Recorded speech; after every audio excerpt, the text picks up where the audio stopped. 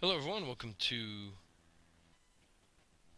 lecture 1 for English 1060 online.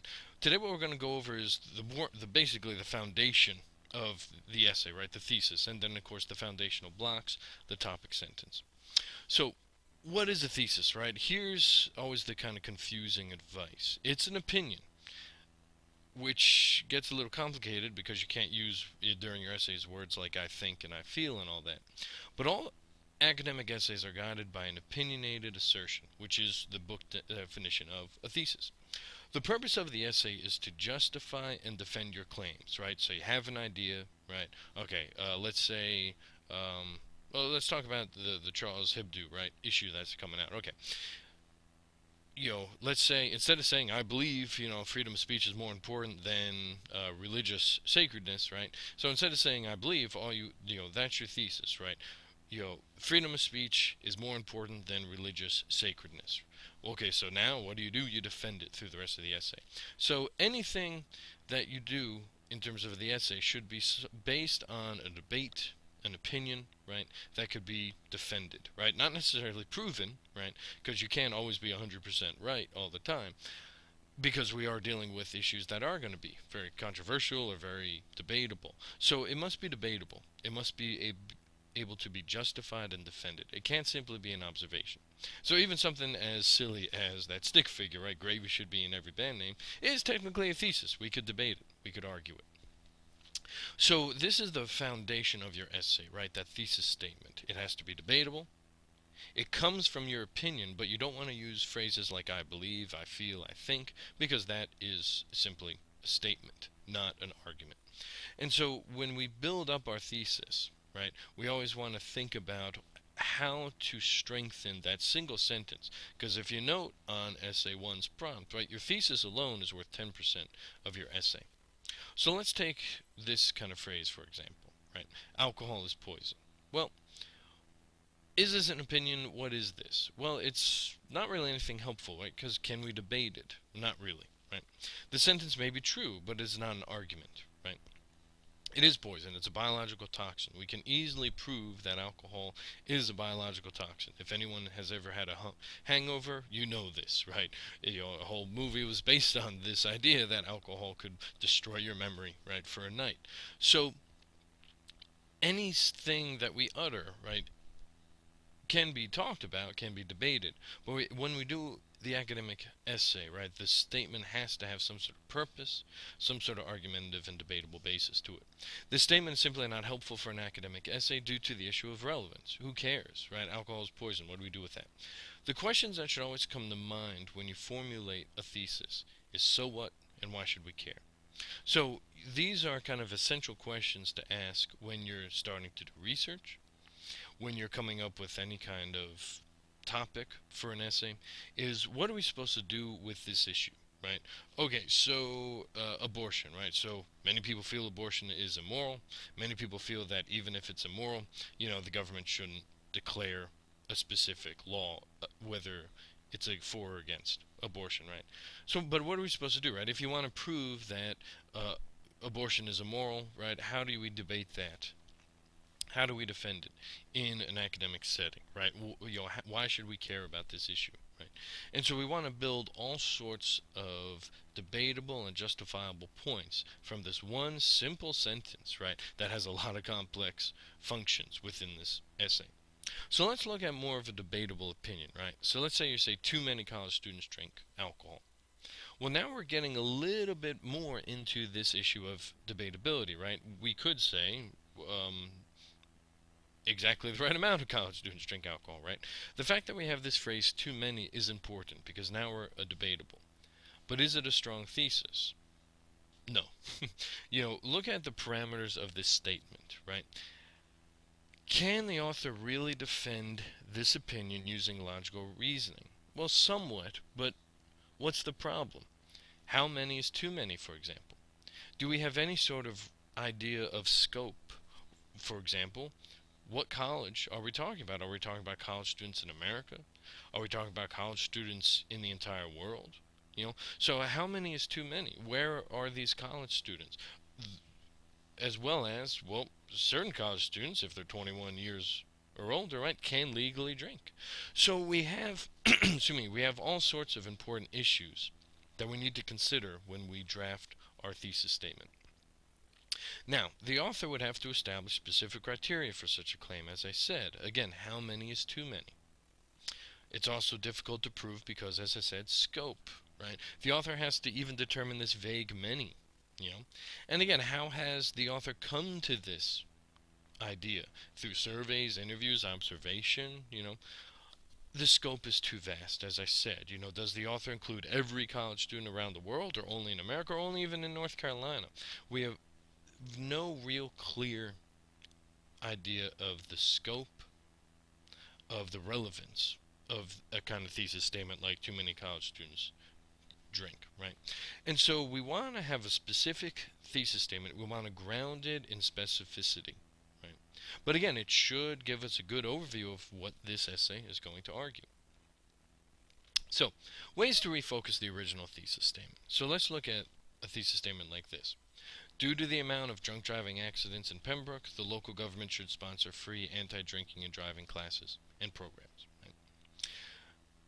Immediately, you should recognize this as a much stronger thesis. Why? Because we have clear context, right? We know that this person is talking about drunk driving accidents in Pembroke. They're proposing a clear solution, right? The local government should sponsor these classes and programs. So we have, again, a clear idea of what the essay is going to be about and what's the solution, just given this one sentence. And now this essay could be 15 pages long, or it could be 2 pages. That parameter doesn't really matter. What matters is if I pull that thesis statement from any essay, we should immediately know what the essay is about and what the solution or the problem is, right? Let's look at even this, right? Due to the amount of damage to UNCP campus property caused by drunk students, public safety needs to increase its night watches. Again, we have clear idea of where we're talking about. We have a clear idea of the scope. There's a clear solution. Public safety needs to increase its night watches. Now, of course, the issues of relevance and facts and all that will happen in the intro and in the supporting paragraphs. For example, this should kind of raise debate, right, that campus property is the damage is actually caused by drunk students, because that would have to be researched, but of course easily justified with evidence. And so the thesis statement doesn't have to be this huge complicated sentence, but it has to give us enough specific detail to know what either the solution or the problem is, know what kind of opinion that we're giving, right? This person clearly thinks that public safety needs to increase in night watches, and from there we could build our essay. So note how these two examples are concrete, focused, and void of any logical fallacy. There's no assumption here. An author can use specific, measurable information to defend each stance, making the essay, of course, much stronger and logical. And again, as I said, it could be a page or it could be 20 pages, right? This one thesis could really be worked into a full, developed essay, regardless of length. Why? Because we could use specific, measurable information to defend each stance, and that's the key issue. If your thesis statement is logical, you could use any sort of evidence to prove it. Now, the two complete theses, right, also have one main focus. Hopefully in your 1050 classes you eradicated any notion that a thesis has to cover 3 points, and that is still a contention I see in 1050. Hopefully we won't see it in this class, but a thesis statement should not have 3 points, because you can't have just 3 supporting paragraphs. So, a topic never has a set range of points. You, as the author, determine what the set range of points.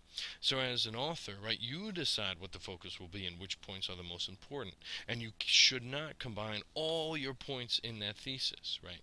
Go back to that original one about classes and programs, right? We're not taught, he didn't mention what people should be teaching the classes, who should be funding the classes, right? All of those answers will be discussed in topic sentences and supporting paragraphs. The thesis statement should just be a simple, singular focused statement. And so again, that one main idea, one essay. It's a very important concept. So again, let's go back to that first revised thesis statement. Due to the amount of drunk driving accidents in Pembroke, the local government should sponsor free anti-drinking and driving classes and programs. Well, what does this person have to answer? The author's main point is that classes and programs need to exist. But the essay would not simply have two supporting paragraphs, one paragraph about classes and one paragraph about programs. We're going to have numerous paragraphs. We're going to have all sorts of issues, right? We have to establish the amount of drunk driving accidents. We have to describe what classes are available, who will teach them, how other towns handle this issue, right? We're going to have to demonstrate what programs are available, and we're going to maybe even have many more possibilities.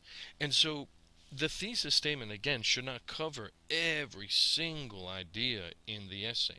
What it should simply give the audience is a clear argumentative stance and a clear singular focus that you could build any sort of essay from, whether it's going to be a 2-page essay or a 12-page essay.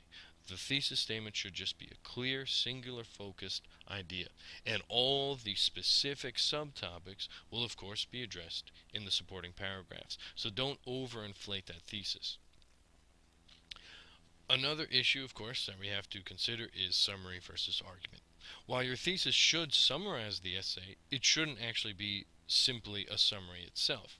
So, for example, this essay will discuss and analyze the dangerous effects of alcohol. This is not a thesis statement, because, read it grammatically, is it an argument?